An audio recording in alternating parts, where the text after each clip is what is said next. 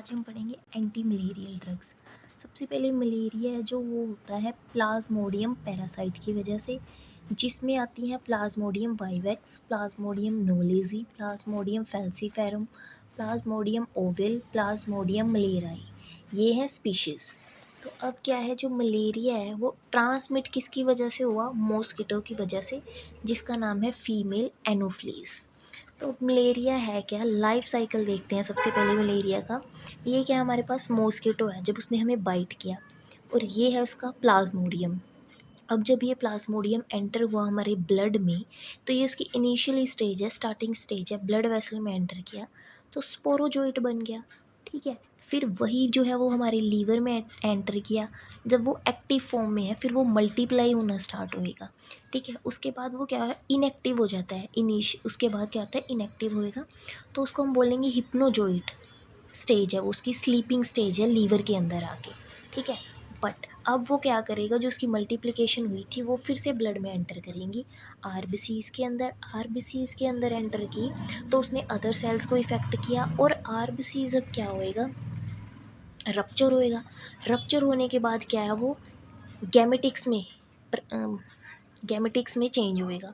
अब वही गैमेटिक्स क्या करेंगे, सेकंड टाइम मॉस्किटो जब बाइट करेगा ना, तो वहाँ पे क्या, जाइगोट बनेगा। जाइगोट बनेगा तो एक और न्यू मॉस्किटो बनेगा। ये है मॉस्किटो का लाइफ साइकिल। तो अब इसमें क्या है, जब आरबीसीज रप्चर होता है ना, उसको हम हीमोलाइसिस प्रोसेस भी बोलते हैं। तो उसके सिम्टम्स क्या होते हैं, फीवर होता है, चिल्स होती है और शिवरिंग होती है। अब देखते हैं आगे ड्रग्स। सबसे पहले हमारे पास क्या है कि डेफिनेटिव होस्ट हमारा क्या है, मॉस्किटो है, जिसने जाइगोट बनाया सेक्सुअल साइकिल के थ्रू। देन इंटरमीडिएट होस्ट हमारा क्या है, ह्यूमन बीइंग है, उसके थ्रू हुआ ना वो। स्टेजेस इसमें आती हैं हमारे पास, एरिथ्रोसाइटिक स्टेज जो रिस्पॉन्सिबल होती है मलेरिया के सिम्टम्स के लिए। देन गेमेटोसाइटिक स्टेज जो ट्रांसमिशन के लिए रिस्पॉन्सिबल है। एरिथ्रोसाइटिक स्टेज जिसमें आती है प्री रिथ्रोसाइटिक स्टेज, जब स्पोरोजोइट्स लीवर में है तब। एक्सोरिथ्रोसाइटिक स्टेज जो रिलैप्स के लिए रिस्पॉन्सिबल है, जब वो इनएक्टिव से एक्टिव हुआ वापस से। देन प्लाज्मोडियम वाइवेक्स में चांसेस होते हैं रिलैप्स के। ठीक है, then when drug not taken act into erythrocytic stage, अगर हमने ड्रग नहीं ली ना तो क्या होता है, वो एक्सोरिथ्रोसाइटिक स्टेज में चला जाता है। और अगर हम फेल्सीफेरम की बात करें तो वहाँ पे कोई एक्सोरिथ्रोसाइटिक, कोई रिलैप्स, कोई हिप्नोजोटिक स्टेज नहीं है, बट वहाँ पे डेंजरस इन्फेक्शन हो जाती है हमारे ब्रेन में, जिसको हम सेरिब्रल मलेरिया बोलते हैं। ठीक है, सबसे पहले आती है हमारे पास प्रीमा क्वीन। ये कहाँ पे काम करती है, प्री रिथ्रोसाइटिक स्टेज पे, एक्सोरिथ्रोसाइटिक स्टेज पे और गेमेटोसाइटिक स्टेज पे। और प्लाज्मोडियम वाइवेक्स में क्या करेगा, रिलैप्स की प्रिवेंशन के लिए हम यूज़ करते हैं इसको 14 डेज़ के लिए, और ट्रांसमिशन को इनिबिट करने के लिए हम इसकी सिंगल डोज यूज़ करते हैं। आगे प्लाज्मोडियम फैल्सीफेरम में सिंगल डोज ही यूज़ करते हैं ट्रांसमिशन को प्रिवेंट करने के लिए। साइड इफ़ेक्ट क्या है, हीमोलाइसिस होती है G6PD डेफिशिएंस पेशेंट में, क्योंकि ये जनरेट करता है वहाँ पे रेडिकल्स, तो वहाँ पे कॉन्ट्रा इंडिकेटेड है। और प्रेगनेंसी में भी कॉन्ट्रा इंडिकेटेड है, क्योंकि वहाँ पे G6PD डेफिशिएंसी फिटल होता है। सेम इन्फेंट्स होते हैं जो लेस देन 1 ईयर हो, क्योंकि उनमें तो G6PD अभी डिवेल्प ही नहीं हुआ होता। नेक्स्ट है हमारे पास वो ड्रग जो एरिथ्रोसाइटिक स्टेज के ऊपर काम करेंगी। Fast acting, slow acting. Fast acting में हमारे पास है मेफ्लोक्विन, अटोवाक्विन, क्लोरोक्विन, हेलोफेंट्रिन, लूमेफेंट्रिन, आर्टेमिसनिन, क्विनिन। और स्लो एक्टिंग में है सल्फाडोक्सिन, डोक्सीसाइक्लिन, पीमी पायरीमिथामाइन, प्रोगुआनिल, क्लिंडामाइसिन। इनको हम कभी भी अकेले नहीं यूज़ करेंगे, कम्बिनेशन में यूज़ करेंगे, क्योंकि ये स्लो एक्टिंग है। देन सबसे पहले पढ़ते हैं मेफ्लोक्विन क्या है, लॉन्ग एक्टिंग है, न्यूरोसाइकेट्रिक साइड इफ़ेक्ट शो करती है, तो इनको अवॉइड करना है डिप्रेशन एंड एपिलेप्सी के पेशेंट्स में। क्लोरोक्विन क्या है, बिल्कुल सेफ ड्रग है, ड्रग ऑफ चॉइस है प्लाज्मोडियम वाइवेक्स के लिए, एंड तब भी ड्रग ऑफ चॉइस है जब पैरासाइट जो है वो सेंसिटिव है।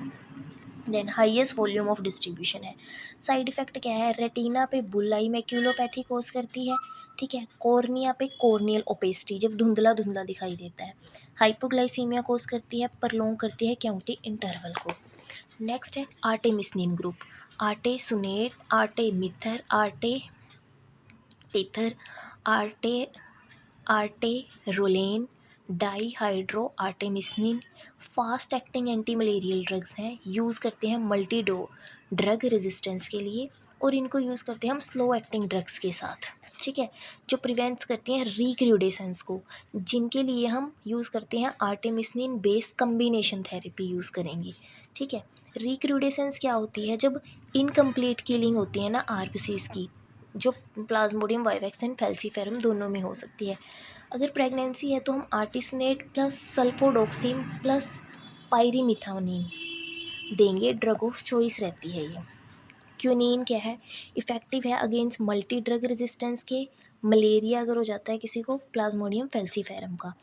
टॉक्सिक ड्रग है, अवेलेबल होती कहाँ से होती है? बार्क ऑफ सिनकोना प्लांट, और अगर इसकी ओवरडोज होते तो उसको हम बोलेंगे सिनकोनिज्म, जिसमें क्या सिम्टम्स आएंगे? ब्लर विजन, हेडेक, वर्टिगो और हाइपोग्लाइसीमिया एंड अरिथमिया।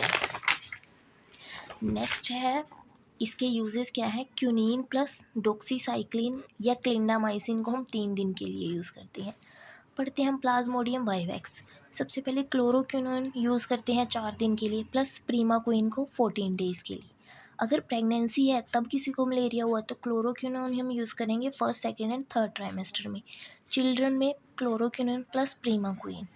अब किसी को अगर मलेरिया है बट वो प्लाज्मोडियम फैल्सीफेरम की वजह से है, तो वो कॉम्प्लिकेटेड मलेरिया है, जिसको हम सेरिब्रल मलेरिया भी बोल सकते हैं, क्योंकि ये सीएनएस को इफ़ेक्ट करेगा, जिससे पर्सन कुछ भी खा नहीं सकता, कुछ भी ओरली वो ड्रग ले ही नहीं सकता। तो इनको हम क्या, आर्टिसोनेट ड्रग्स यूज़ करेंगे, बट वो कुछ ले ही नहीं सकता, खा ही नहीं सकता, तो इनको आईवी से देंगे। और अगर प्रेगनेंसी में है तो आर्टेमिसनिन बेस्ड कम्बिनेशन थेरेपी देंगे, वो भी आईवी से। और एक आता है नॉन कॉम्प्लिकेटेड मलेरिया, जिसके लिए ओरली आर्टेमिसनिन कम्बिनेशन थेरेपी इफ़ेक्टिव है।